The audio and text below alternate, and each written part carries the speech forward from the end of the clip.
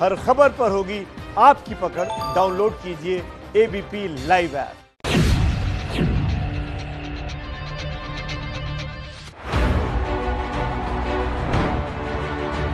Knew they couldn't win, so they said, let's go to court. Keep the faith, guys. We're going to win this. We were getting ready for a big celebration. We were winning everything. I want to thank every one of you. Thank you, thank you, thank you. I want to thank all of our support. I want to thank all of the people that worked with us.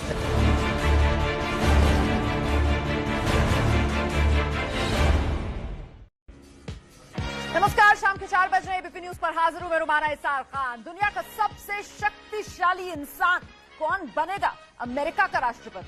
Trump कुर्सी बचा पाएंगे या Biden बन जाएंगे अगले राष्ट्रपति? पूरी दुनिया को अमेरिकी चुनाव नतीजों का बेसब्री से इंतजार है।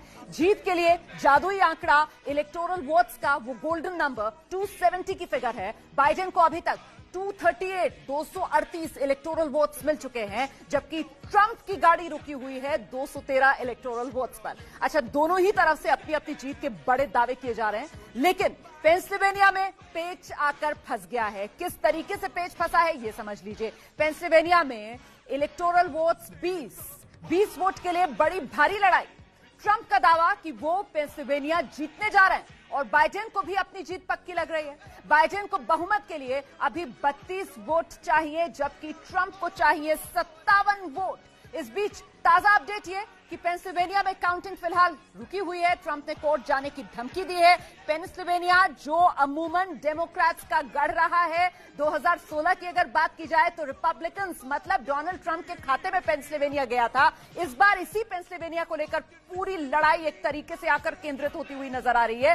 सवाल यही, पेंसिल्वेनिया में परचम कौन लहराएगा? इसकी वजह विवाद में छिपी हुई है। क्यों, ये रिपोर्ट से समझिए आप। Tremendous amount of votes. Yeah.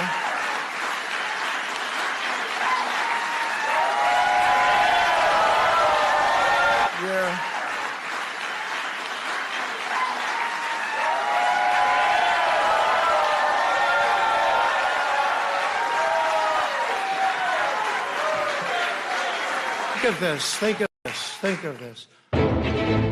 अमेरिकी राष्ट्रपति जब अमेरिकी वक्त से रात के 2 बजे के बाद अचानक प्रेस के सामने आए तो उन्होंने अपनी जीत का जो दावा किया वो तो किया ही, लेकिन साथ ही उन्होंने पेंसिल्वेनिया का नाम लेकर जो कुछ कहा उसने चुनावी सरगर्मी से भरे पूरे अमेरिका में एक विवाद को भी पैदा कर दिया।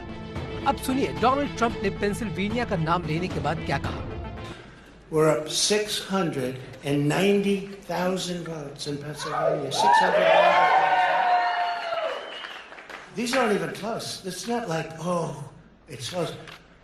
With 64% of the vote in, it's going to be almost impossible to catch. And we're coming into good Pennsylvania areas where they happen to like your president.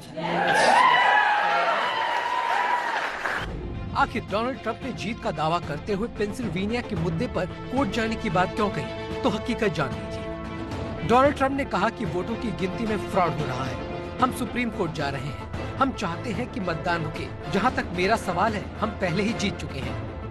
We were getting ready to win this election. Frankly, we did win this election. We did win this election.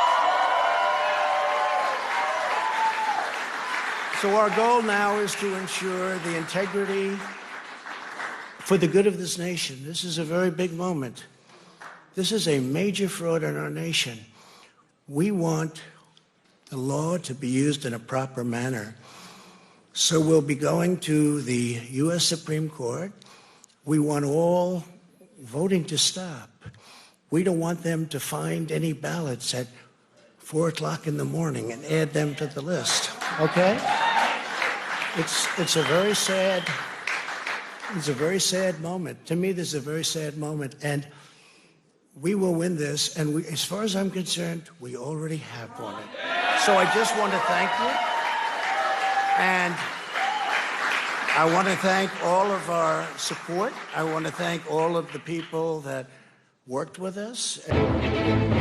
राष्ट्रपति Donald Trump ने media को संबोधित करते हुए कहा कि हम बड़े जश्न की तैयारी कर रहे हैं। हम जैसी उम्मीद कर रहे हैं जीत वैसी ही होगी। हमने टेक्सास, नॉर्थ कैरोलिना और जॉर्जिया में जीत दर्ज की है। हमें जीत का पूरा भरोसा है। पेंसिल्वेनिया विवाद का राज्य क्यों बना? पेंसिल्वेनिया में कुल इलेक्टोरल वोट 20 है। 2008 से हर राष्ट्रपति ने पेंसिल्वेनिया जीता। पेंसिल्वेनिया में मतगणना अभी भी जारी है और इस सब की ये वजह है कि चुनाव से पहले जिन लोगों ने पोस्टल बैलेट के जरिए वोट डाले थे वो इलेक्शन डे के बाद भी आते जा रहे हैं और उन्हें गिनने में सबसे ज्यादा देरी हो रही है पेंसिल्वेनिया में। ट्रंप का रिपब्लिकन पार्टी इसका विरोध कर रही है। हालांकि ये मामला पेंसिल्वेनिया के कोर्ट में भी गया, जहां से फैसला आया कि 6 नवंबर तक जो भी पोस्टल बैलेट आएंगे उन्हें काउंट किया जाएगा। अमेरिकी सुप्रीम कोर्ट ने पेंसिल्वेनिया कोर्ट के फैसले को सही भी बता दिया है। अब ट्रंप कोर्ट जाकर क्या नई दलील देंगे ये तो वही जानते हैं, लेकिन फिलहाल कांटे की इस टक्कर में एक कांटा तो पेंसिल्वेनिया में आकर जरूर फंस गया है। हालांकि इन सबको दरकिनार रखते हुए डेमोक्रेटिक उम्मीदवार जो बाइडेन अपनी जीत का भरोसा जरूर जता रहे हैं। I'm grateful to all my supporters here in Delaware and all across the nation. Thank you, thank you, thank you. And folks, you heard me say it before. Every time I walk out of my grandpa's house up in Scranton, he'd yell, "Joey, keep the faith." And my grandma, when she was alive, yelled, "No, Joey, spread it. Keep the faith, guys. We're going to win this." Thank you, thank you, thank you.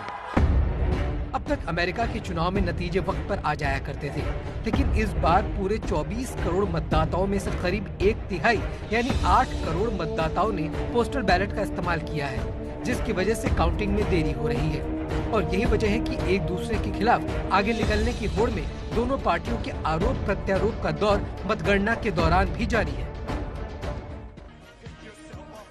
तो ये पेंच Pennsylvania वाला ये तो आपने जान लिया, लेकिन Pennsylvania जो है वो इकलौता राज्य नहीं है जहां पर ये मामला फंसा हुआ सा नजर आ रहा है, अटका हुआ सा नजर आ रहा है। दरअसल अभी अमेरिका के कुल 50 राज्य हैं, उनमें से 7 राज्यों में काउंटिंग जारी है, नतीजे आने बाकी है। और इस बीच एक बड़ी खबर आ रही है, ब्रेकिंग न्यूज आपको बताते हैं इस वक्त की अहमदाबाद में आग में झुलसकर 9 लोगों की मौत हो गई है। इस वक्त की बड़ी खबर आ रही है, जानकारी मिल रही है कि अहमदाबाद में कपड़े के गोदाम में भीषण आग लगी। इस आग में झुलसकर 9 लोगों की मौत हो गई है। देखिए, त्योहार का ये मौसम, इस त्योहारी सीजन में जाहिर सी बात है कारोबार ज्यादा हो रहा होता है।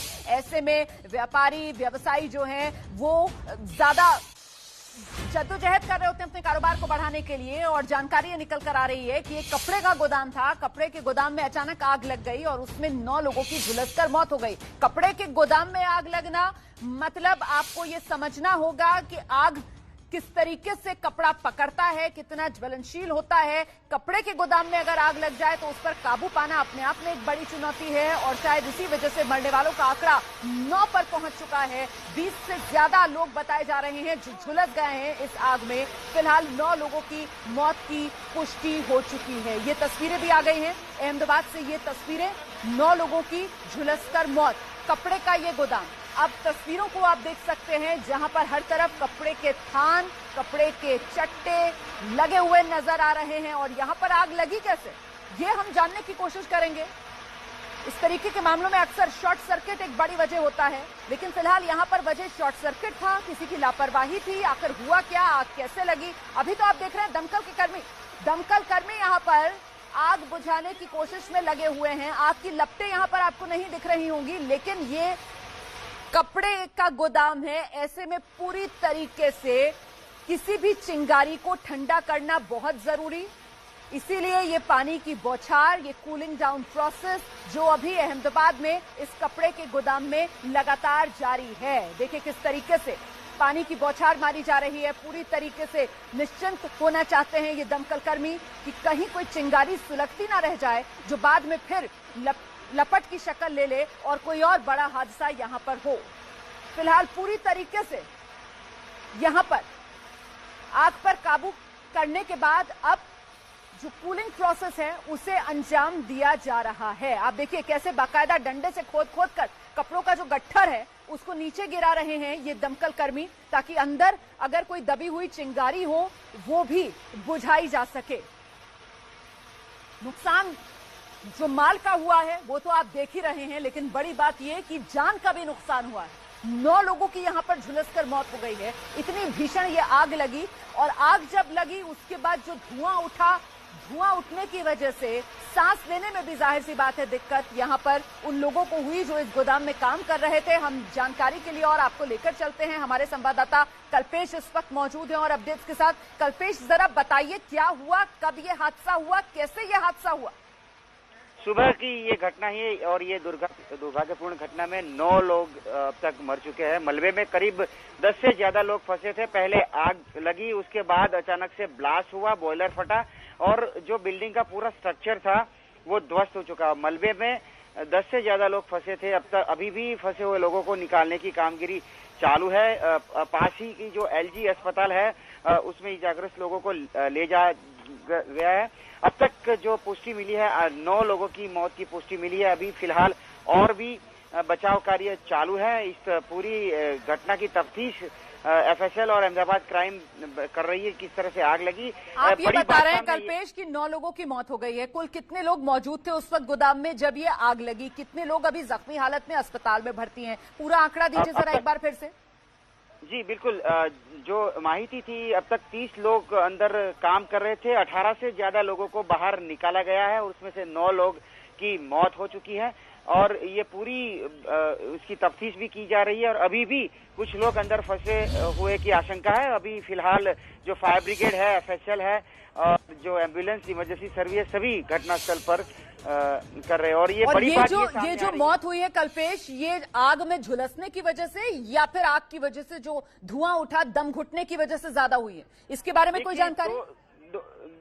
दो घटनाएं हुई है। पहले आग लगी, उसके बाद अचानक से बॉयलर फटा और पूरी बिल्डिंग है जो स्ट्रक्चर है वो कोलैप्स हो चुका है। तो मलबे में फंसे थे, आग लगी पहले, उसके बाद ब्लास्ट हुआ और मलबे में फंसे थे। तो ये दोनों घटना है, उसकी वजह से ये आंकड़ा जो है अब तक का 9 का सामने आ रहा है। फिलहाल ये आंकड़ा और भी बढ़ने की आशंका है और ये पूरी तो ये कितनी मंजिला इमारत थी? आग किस मंजिल पर लगी, जरा विस्तार से बताइए। बॉयलर कहां पर था जिसके फटने के बाद इमारत आप कह रहे हैं कि वो एक तरीके से जमींदोज हो गई?